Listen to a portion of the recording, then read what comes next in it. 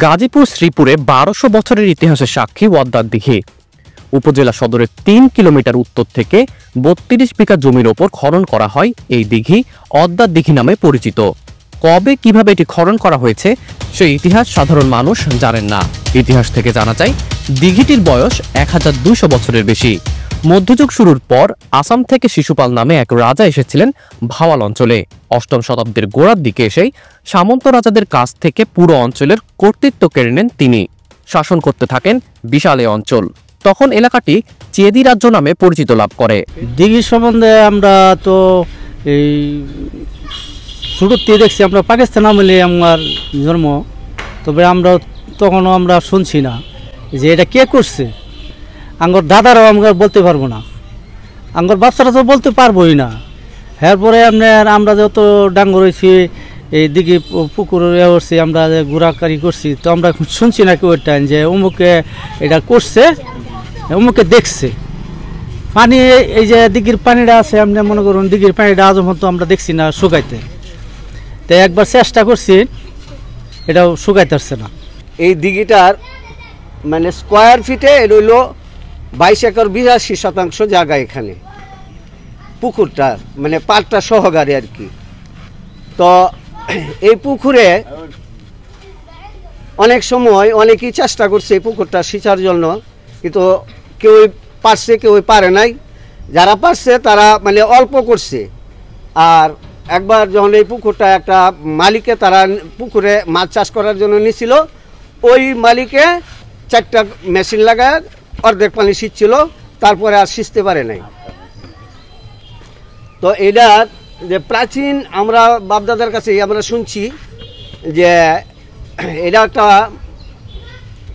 অস্বাভাবিক কথা। এটা হইল যে অনেকে কইতো যে এনে যদি এই মেহমালি টেহমালি করতো তাহলে এই পুকুরতে নাকি বড় বড় ড্যাগ উঠতো, পাতিলা উঠতো, এইগুলি উঠতো। কিন্তু আসলে আমরা এটা কখনো দেখি নাই, আমার বাপদাদারাও দেখে নাই। সবাই খালি শুনছে যে এই বৃহৎ পুকুরে এমন একটা ঘটনা ঘটছে। এই রাজ্যের রাজধানী ছিল কাপাসিয়ার কলমেশ্বর। অর্ধ শতাব্দীর বেশি সময় এলাকাটি শাসন করেন শিশুপাল। শ্রীপুর উপজেলার শৈলাটি এলাকায় তিনি একটি বিশাল উদ্যান নগরী গড়ে তোলেন। নগর শিক্ষার জন্য চারদিকে পরীক্ষা খনন করা হয়। এই পরীক্ষাকে তখন গড়খাই বলা হতো।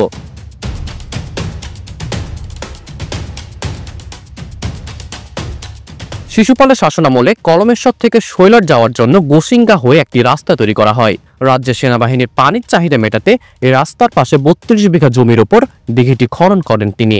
বিভিন্ন ইতিহাস গ্রন্থ পর্যালোচনা ও গবেষণার পর ধারণা করা হয় দিঘিটি অষ্টম শতকের পরপরই খনন করা হয়েছিল। শিশুপালের প্রস্থানের পর তার সর্বশেষ উত্তরাধিকারী রানী ভবানী পাল অঞ্চলটি শাসন করেন। তার শাসনকাল ছিল খুব কম। এরই মধ্যে সেন রাজারা চলে আসেন।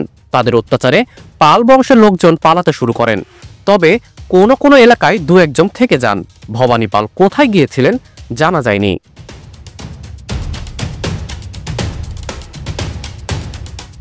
১৩৪২ খ্রিস্টাব্দ পর্যন্ত চলে ফকির দরবেশদের শাসনকাল। ফকির ও দরবেশরা ইসলাম প্রচারে এসে শিশুপালের দিঘি ব্যবহার করেছেন। এরপরে দিল্লি থেকে ইসলাম প্রচারের জন্য আসেন পাহলোয়ান শাহ গাজী। তিনি দিল্লির বাদশার জায়গিরদার হন। শুরু হয় ইসলামী শাসনামল।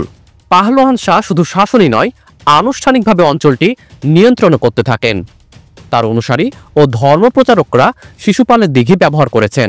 ব্রিটিশ শাসনামলে দিঘিটির পত্তন দেওয়া হয়। ব্রিটিশ শাসকের কাছ থেকে দিঘির পত্তন নেন এক মুসলমান। তখনই শিশুপালের নাম ধূসর হতে শুরু করে। এক পর্যায়ে পত্তন নেওয়া মুসলমান ব্যক্তির নামানুসারে এর নামকরণ করা হয় ওয়াদ্দার দিঘি। শ্রীপুরের সর্ববৃহৎ ঈদের জামাত এই দিঘির পাড়ে। ঈদের নামাজ পড়েন লাখো মানুষ। মুনোয়ার আঞ্জুল রিফাত, বিডি আর্কাইভ।